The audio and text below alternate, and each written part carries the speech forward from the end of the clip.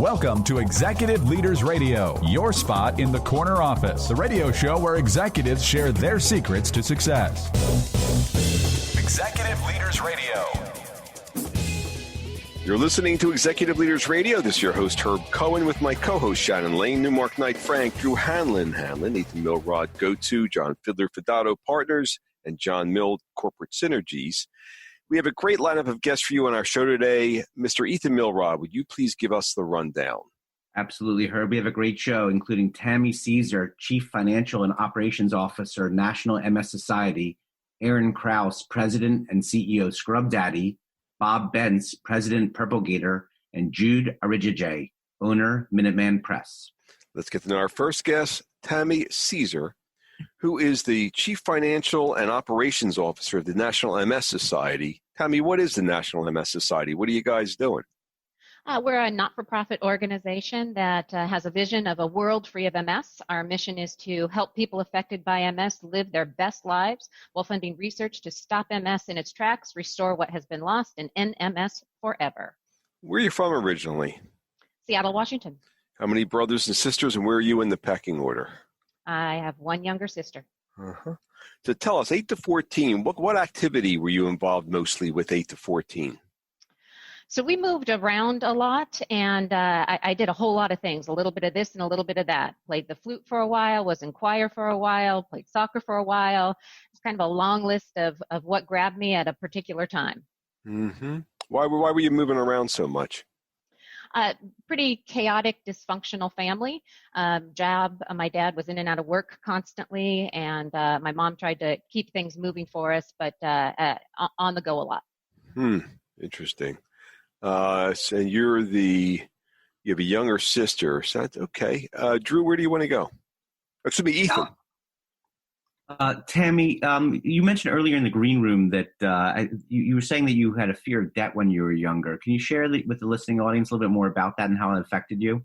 Yeah, we didn't have a whole lot of money. In fact, we were relying upon my grandparents for things like school clothes and all of that. And I just remember being home after school and debt collectors calling, and just this fear of being hounded and that we were losing yet another house. And it just stayed with me, and I do not incur debt. Yeah, what affected it? How does it show up for you today, that impact of the fear of debt? Well, there's the personal level of being really careful about finances and how we manage our household. Also at work, as a chief financial officer, I am really diligent about management of budget, management of capital, cash flow, all of that. It's very serious. So you really got a sense of the numbers back as a kid. It's one of the reasons you make a good CFO, a good chief financial officer, as well as chief operations officer. You like to plan. You like to make sure things are going to go smooth, as opposed to some of the disruptive stuff that happened in your childhood. Absolutely the truth. Mm-hmm. Drew? Yes, speaking of that, Herb, I'm curious, what is the impact of growing up in a dysfunctional and kind of turbulent situation? I think for me, the opportunity that came out of it is I learned how to develop calm amidst chaos, and how to be comfortable with ambiguity, and just know that you got to focus. This too shall pass, and focus on what you need to do to get through this moment to get to where you're ultimately going. And how does that come out today in what you do? Well, we're certainly living it right now with this COVID-19 situation. We are having a significant loss of revenue, and went into a pretty stringent contingency planning process, and was able to guide and lead our management team through that pretty difficult process. Mm-hmm. Shannon? Tammy, who was your mentor growing up? So because we moved around so much, I didn't really have a mentor. Occasionally a teacher would take interest in me, but again, we'd move on. So ultimately, I just would try to do my best in any given new situation and make friends and make the most of the environment of the time. It sounds to me like you really piece yourself together. Yeah, I feel like I've been fortunate in one thing my mother instilled in me was that I could do anything I put my mind to. And so as I hopped from thing to thing and added to who I am as a person, I always felt I could do that as I kept moving on. And where does that show up today at the National MS Society? Wow. So I moved around at the MS Society, done a number of different jobs, was president of a couple chapters before I became CFO. I have been a fundraiser. So it's that ability to say, I can be a fundraiser, I can be an accountant, I can be an operations person. I can do it and I can make it happen. Mr. John Milne? Yeah, Tammy. So why did you choose the MS Society?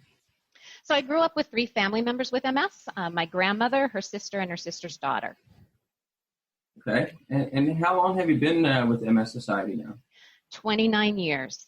Wow. When I first went there, I thought I'd be there a year, and now it's a lot longer. And I understand your grandmom had MS, and you were the beneficiary of something from the MS Society.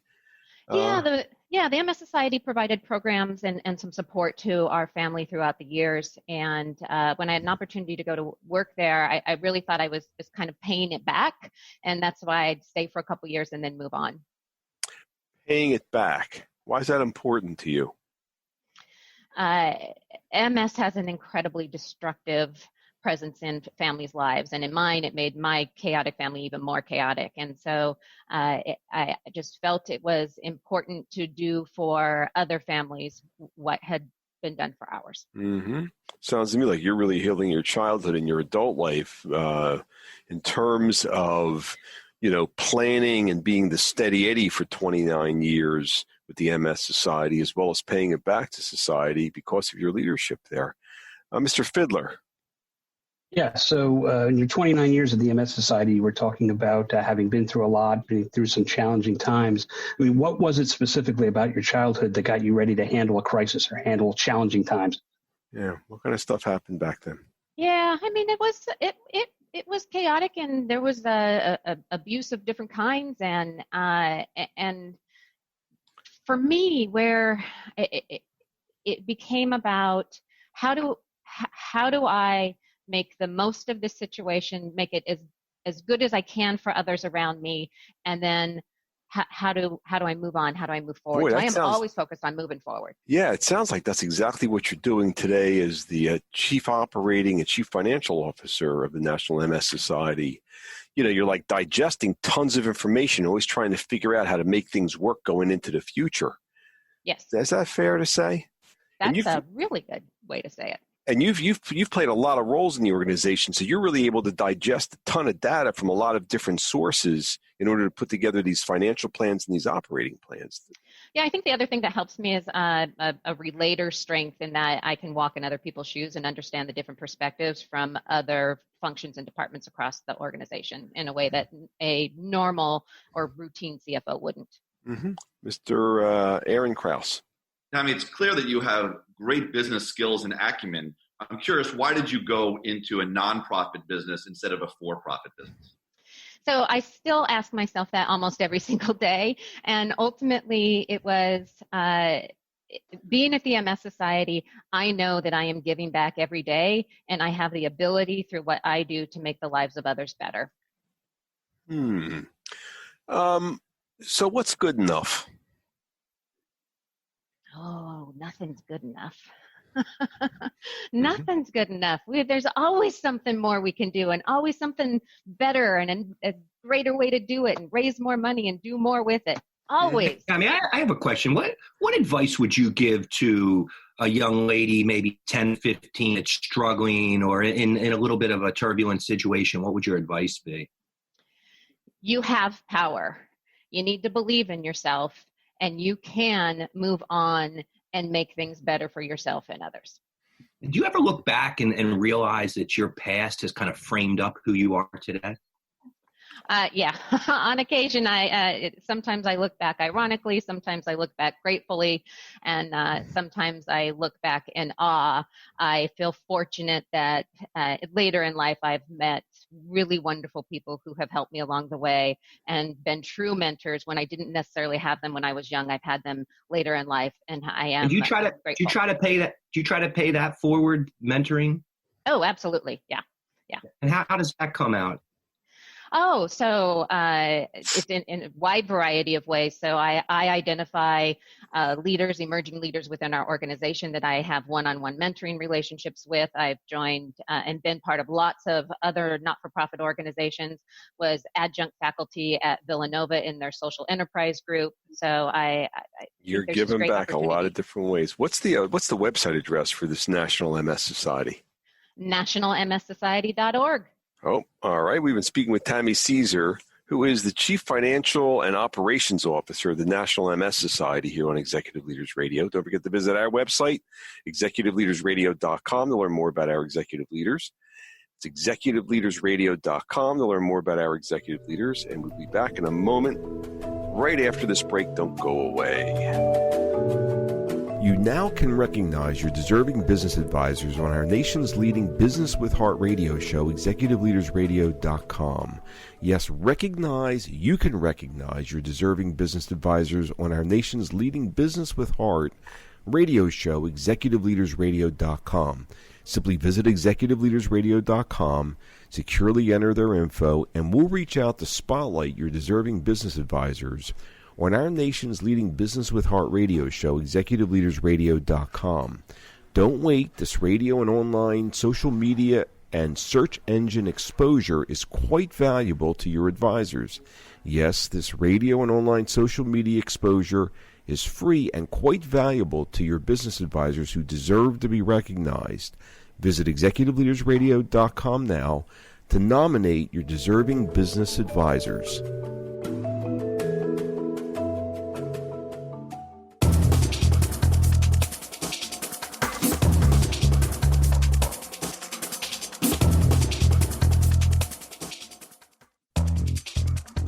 We're back. You're listening to Executive Leaders Radio. This is your host, Herb Cohen, and we would like to introduce a gentleman by the name of Aaron Krause, who's president and CEO of Scrub Daddy. Aaron, what is Scrub Daddy? What are you guys doing? We're making the most high-tech scrubbing tool in the world. It's the greatest kitchen sponge you'll ever use. Mm-hmm. And tell me, Aaron, how'd you get a job with this company, Scrub Daddy? Actually, Herb, I've never had a job in my life. I've always been an entrepreneur, starting my own businesses. And I invented the sponge. It's one of 28 patents that I have. And so I started the company. I'm the president, CEO, founder, and daddy of the Scrub Daddy. And how many patents you got? I have 28 with about 5 pending right now. And how young were you when you started inventing? What were you doing? The youngest invention that I remember was a type of Rube Goldberg machine that I devised to turn my light switch on and off from my bed using dental floss and wheel casters. Mm-hmm. But I continued to invent from that point on. I believe that I invented cup holders that came out of a car, out of the dashboard of the car, before Toyota stole the idea from me miraculously. And I continued to invent, and I got my first patent in 1994. I understand. Actually, there's some other stuff you did with the car. When I cleaned the inside of a windshield, isn't that thing that I used because of you? Well, I invented a line of buffing and polishing pads that actually polish cars, boats, planes, and marble. I grew that business after I invented it, washing cars, in my own detailing business, which was in 1994. And I grew that business until 2008 when I sold it to 3M. Drew. And I'm curious, did this creative inspiration come from mom and dad, or?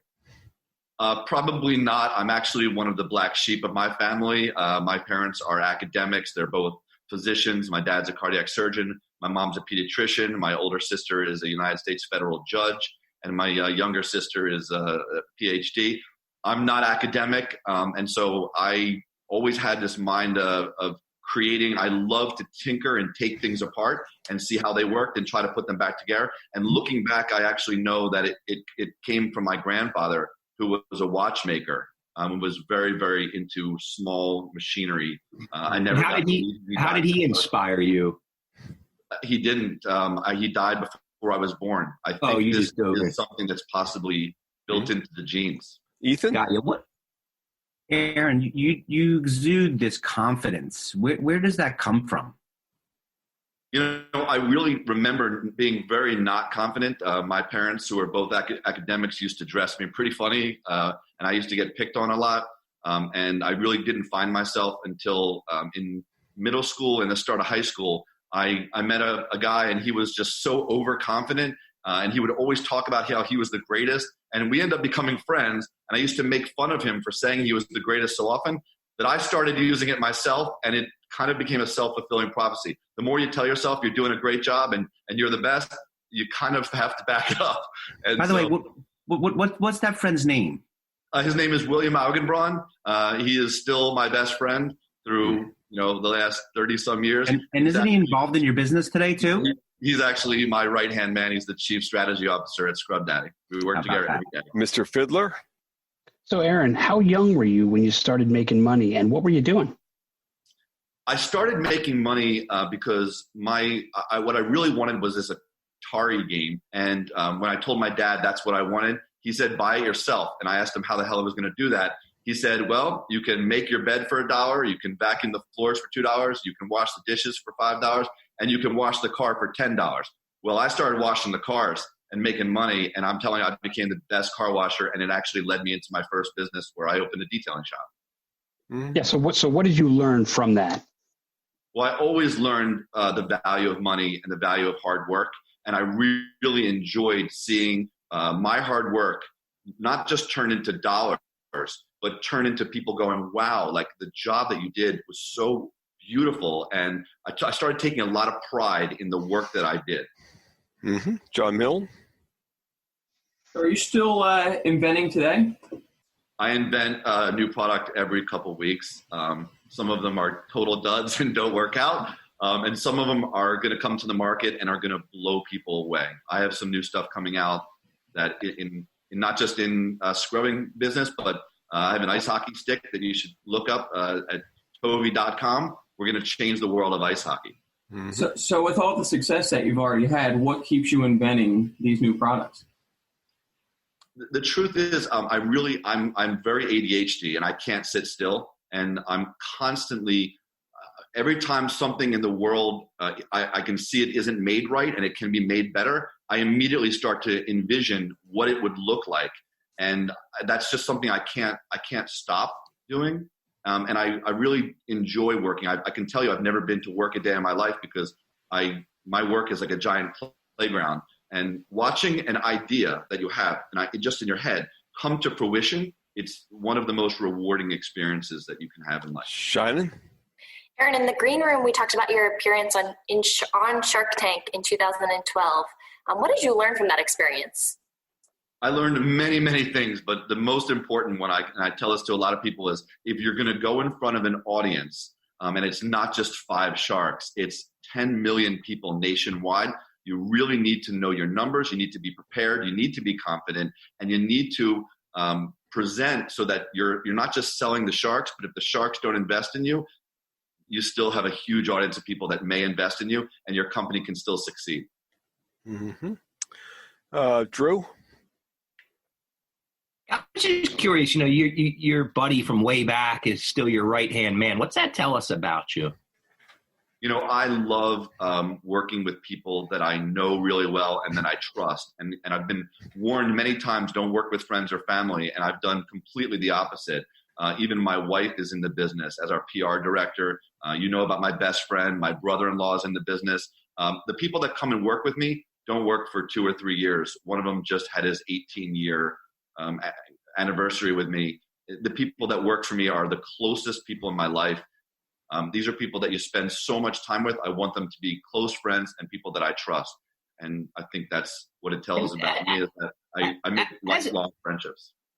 As an inventor, right, you have to struggle a bit and, hit a wall a few times. How did you keep going? Like, how do you keep it going? Well, because there's always something new to invent.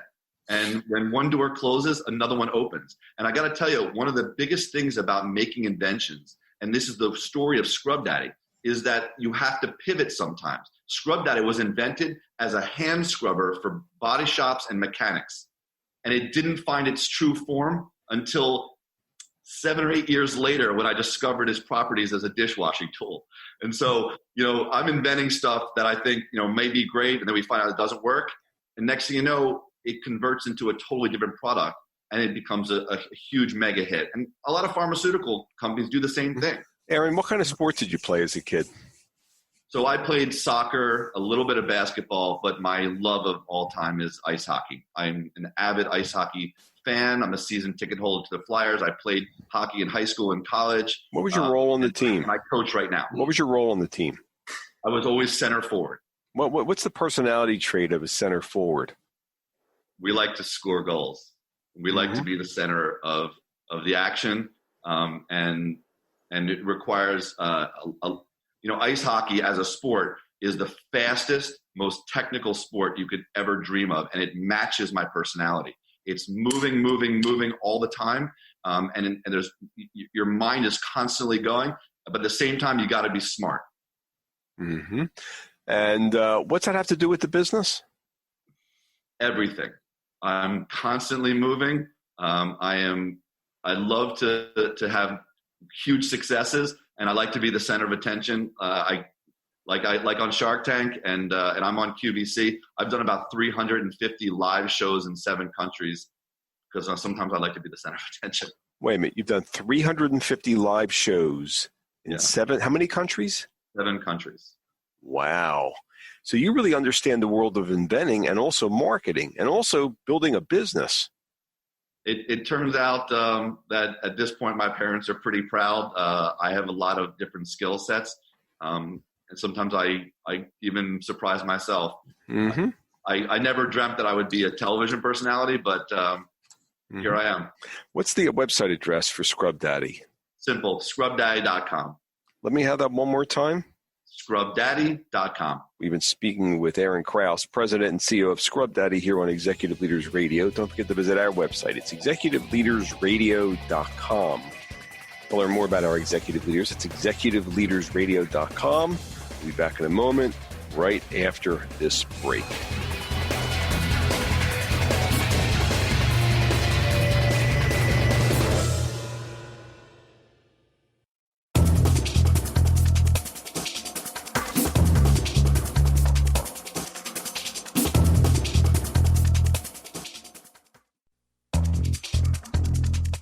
We're back. You're listening to Executive Leaders Radio. This is your host, Herb Cohen, and we'd like to introduce Bob Bentz, president of Purple Gator. Bob, what is Purple Gator? What are you guys doing? It's a mobile marketing agency. Mm-hmm. And where are you from originally, and how many brothers and sisters? Harrisburg, Pennsylvania, and I have 3 older brothers. You're originally from Harrisburg with 3 older brothers. Drew. Bob, you had somewhat of a unique relationship with your dad. Can you tell us about that? Well, my dad's my hero. He was confined to a wheelchair, yet went in and ran his own business every day. And can you tell us why your dad was your hero? Well, anything I do with fully functioning body is really nothing compared to what he did every day. And so I saw that in him, and, that's really driven me to be the guy that I am today.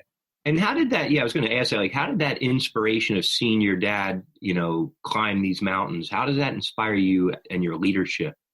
Yeah, you're in a situation where you see someone like that who really has, so many strikes against him, but yet he's able to run a successful business and support his family well. And I have so much more going for me. So that really has driven me to start my own businesses and hopefully run a successful business. Mm-hmm. Ethan? What kind of business was your dad in? He owned a small floor covering store. Did you ever have an opportunity to go to work with him when you were younger? Well, all the time. Yeah, all the time. I started working in the store when I was about 10 years old because he was not physically able to pick up things. So if customers came into the store, female customers, I had to be the one that carried the goods out to their cars and trucks. So you had a lot of interaction with customers as a young kid? Yes, I did. I mean, I wasn't the one selling them at 10 years old, obviously, but I was the one servicing them. What kind of lessons did you learn when you're helping your customers then? Well, you have to do everything for them. The customer's always right. And, you have to provide the services that are needed. If I wasn't there, the people couldn't get the goods into their cars. Bob, how did that influence the way you run a business today? You have to make sure that the customer's satisfied. I make sure that I'm available 24 hours a day to the customer. And, I want them to know that, I'll bend over backwards for them, whether it's in the evening or the weekends. Chane? Bob, in the green room, you mentioned you looked up to a number of coaches growing up. Who was the one in particular that had an impact on you? I was a wrestler and a baseball player, and I would say my little league coach, because you're with them 5 years, so they have a great impact on your life from age 8 to 12. And it really led me to want to coach today.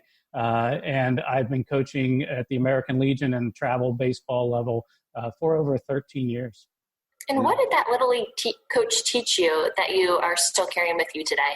Really the fundamentals of the game, which I think I know very well. And then also the impact that you can have on a young boy. Because, one of the things I like to say is who remembers who their 5th grade English teacher was, but everyone remembers who their Little League coach was.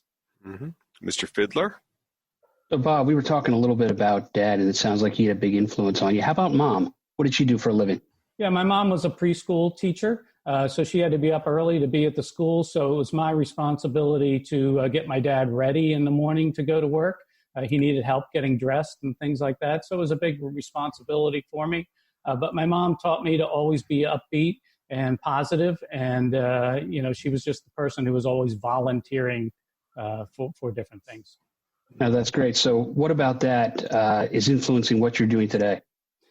Well, I like to say your people are your greatest assets. And that's absolutely true. If you treat your people right, they're going to treat the customers right, and they're going to go the extra mile for you. Mm-hmm. Mr. Milne? Yeah, so earlier in the green room, you mentioned that you started working at a sporting goods store at 16. So what did you do differently at the sporting goods store? Well, the fact that I was a amateur wrestler was really helpful because, when the young wrestlers would come in, I knew the gear that they needed. Certainly the female clerks had never participated in the sport, so they weren't able to really help them. So, I was really able to help them get the right stuff that would help them in their wrestling careers. It sounds to me like you're pretty thorough in terms of your approach, though. Is that a fair assumption? Yeah, I think when, you have a lot of confidence when you're well prepared, and I try and be prepared for everything that we do. Didn't you write a book or something in terms of being prepared? What was that book you wrote, and why'd you write that book? Yes, I'm an adjunct professor at West Virginia University and the University of Denver, and I teach the graduate level course in mobile marketing, and I wrote a book called Relevance Raises Response, how to engage and acquire with mobile marketing for the class. So you're teaching a class, and it's a graduate level. Did I just hear you say that? Yes, master's degree program. You're teaching a master's level degree, but isn't that what you do for a living? Yes, it is. So I guess I can't get enough of it, right? Well, it sounds to me like you're the right one to be teaching it because you're practicing it day in and day out. I think that's true. Those of us who went to college and had pure academics teaching us, I always had more respect for those people that actually did it than just taught it. Yeah, you wrote the book on it. How long ago did you start planning and start putting this book together? I wrote it in 2016, and the new second edition is about to come out. It takes about 9 months to write a 354-page book. Wow. So, and this is mobile marketing. So this is a world that's evolving every day now. Well, that's exactly why I wrote the book in the first place, because the book they gave me at the University of Denver was 4 years old, and it was ancient history. Mm-hmm. Drew, what are you thinking? What's in your mind? I just wanted to go back to wrestling, what you remember about, wrestling and how that impacted you. Well, wrestling's a one-on-one sport, and I have the utmost respect for anyone that participated in it, whether you were a state champion or you never won a match, because it takes a lot of guts to walk out there on a mat. And growing up in central Pennsylvania, we would have 500, 1,000 fans. Did your mom and dad come watch you compete? Of course, never missed anything. And what did it mean to look over and see your dad there watching? The fact that he could be there supporting me after a hard day's work and what he had to do to get through a hard day's work. I never missed any of my kids' events either. What would your dad tell you after you lost a tough match? He would just always praise the positive things that I did. and praise the sportsmanship. It seemed like he knew how to lean forward on the positivity. Absolutely. How's that affecting you nowadays? Well, we're in a crisis right now with COVID-19, and keeping everyone positive is not easy. We're all sick of being inside, and try and be upbeat every morning in the company meetings that we have. Mm-hmm. So it sounds to me like the fact that you got a lot of support as a kid is what you're bringing to the team. How large or how small is your team? 19 people. Mm-hmm. And is this your first business? No, this is my second major business that I've run. I started a business called Advanced Telecom Services in 1989 that took advantage of interactive telecom and 900 numbers. We grew that into 5 international offices and $62 million in annual sales. So what happened to that business? Well, unfortunately, this thing called the internet came along, and I keep telling everyone that thing's going to catch on one of these days. The internet came along, and people didn't call for information via the telephone anymore. It sounds to me like you really see stuff before it's going to happen. You have an ability to envision. It sounds like. Well, you win some and you lose some, but one win that I had was in 2002. I started a business in the interactive mobile phone business called ringtones. If you remember back in the day when you could customize your phone with a ringtone, had a great 4-year run with that business, and that's what got me into mobile marketing. So it sounds like you. What did you learn from the things that you worked on that didn't make it through? What did you learn from those things? Well, I think that you have to go all in to really to make something work, and that's difficult when you're a small business because you don't have that many people to get you started. So you need to find the right people to partner with because you can't do it all yourself as a small business owner. What's the website address for Purple Gator? PurpleGator.com. We've been speaking with Bob Bentz, president of Purple Gator here on Executive Leaders Radio. Don't forget to visit our website. It's executiveleadersradio.com. To learn more about our executive leaders, that's executiveleadersradio.com. To learn more about our executive leaders, we just spoke with Bob Bentz, president of Purple Gator. And we'll be back in a moment right after this break. Don't go away. Recognize your deserving business advisors on our nation's leading Business with Heart radio show, Executive Leaders Radio. Yes, you can recognize your deserving business advisors on our nation's leading Business with Heart radio show, executiveleadersradio.com. Simply visit executiveleadersradio.com, securely enter their info, and we'll reach out to spotlight your deserving business advisors on our nation's leading Business with Heart radio show, executiveleadersradio.com. Don't wait. This radio and online social media and search engine exposure is quite valuable. Yes, this radio and online social media and search engine exposure is quite valuable to your business advisors who deserve to be recognized. Visit executiveleadersradio.com now to nominate your deserving business advisors for free exposure.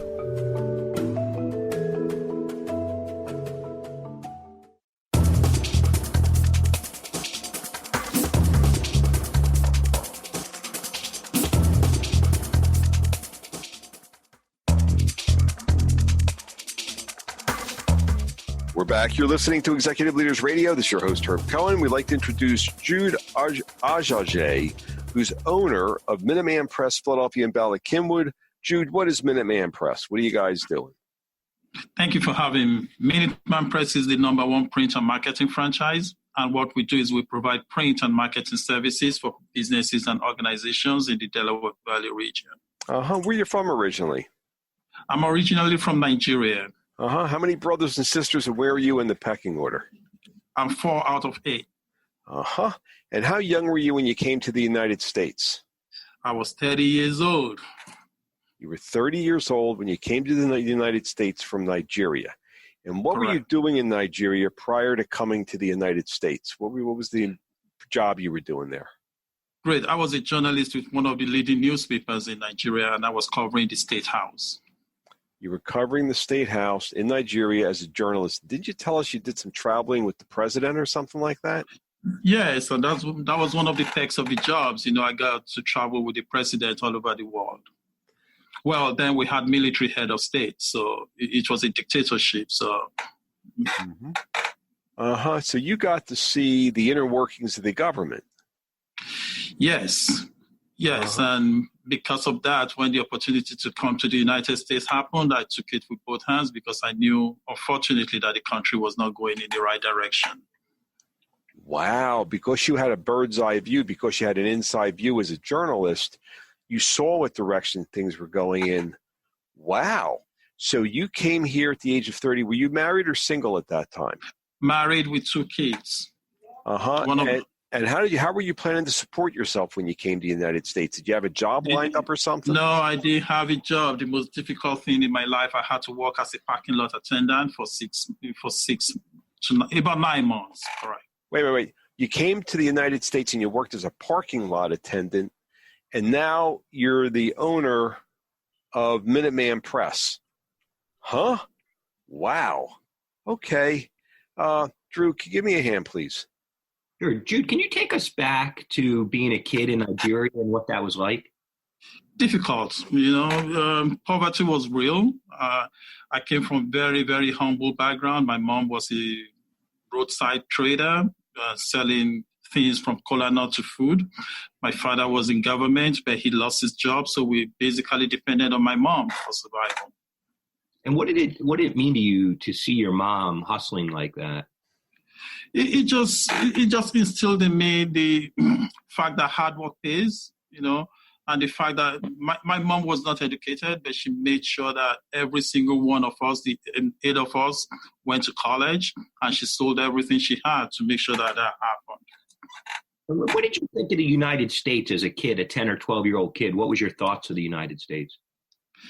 The greatest country in the world, it's just it's God's own country. And when we were young, we just know that the ultimate then was to come to the United States because it's the God's own country.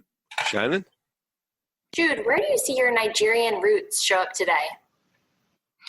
It taught basically the Nigerian roots in me taught me compassion because of the humble background that I come from. It made me to appreciate people, and it makes me to realize that you have to have compassion because everybody's not the same. And how does that affect you building your team today? Building my team is based on compassion. Building my team is just basically what I do and what I tell everybody work with me is the fact that, sometimes you just have to understand that not everything is the same, and you have to make accommodations for people. Mm-hmm. Ethan? How young were you when you first started writing? I was about 6, 7, and I really can't remember how I started, but I knew I used to write a lot. And all my friends that knew me from then, just when we're talking now, the only thing they remember about me is the love for writing and reading. How do you think becoming a good writer has helped you as a business owner today? It makes me to dot all the I's and cross all the T's. I'm a stickler for perfection. I just want to make sure that everything that comes out of my business is absolutely right. And if it's not, I just have to fix it. There are no ifs and buts about it. Mm-hmm. Mr. Milne? Yeah, when did you first get into journalism in Nigeria? Right after college in 1989. And I was fortunate enough to work with one of the leading newspapers in Nigeria called The Punch. And I was on the entertainment beat. And I got to meet all the top musicians and entertainers in the country, and it was real fun. And what about that do you think affects you today in your current position? I always want to bring fun into my workplace, and everybody here, they just feel, even though I'm very strict, but at the same time, I encourage people to listen to music and encourage them to do whatever it is that makes them happy while on the job. Mm-hmm. Mr. Fiddler? So of all these cool people you met as a young writer in Nigeria, who had the most influence on you? Well, apart from my mother, who would beat you like a civil war was going on, I had the pleasure of meeting Nelson Mandela, and it was just one of the greatest moments of my life. Why was that? Why was that one of the greatest moments of your life?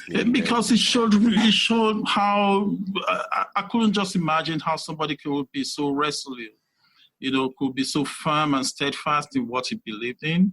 And I just don't think I could ever be that kind of person. How was he so resolute? What do you mean by that? What are you talking about? I mean, he had the opportunity to live, to be released from solitary confinement for over 30 years, and he didn't take it because of what he believed. So you really have a great deal of respect for resolute, for determination. How's that showing up in terms of you? Well, I worked in a parking lot for 9 months, and it was one of the most depressing things I ever did in my life. But that's what prepared me for what I became today in the United States, because it taught me that, you can go from the highest of heights to the lowest of lows, and you can still bring yourself back up. On one hand, you were traveling with the president of Nigeria as a journalist, and on the other hand, you were working in a parking lot. Where was this parking lot located? Was this in Philadelphia? Yes, Broad and Vine. I still go there to park sometimes. It just reminded me of... How did people treat you as a parking lot attendant in Philadelphia?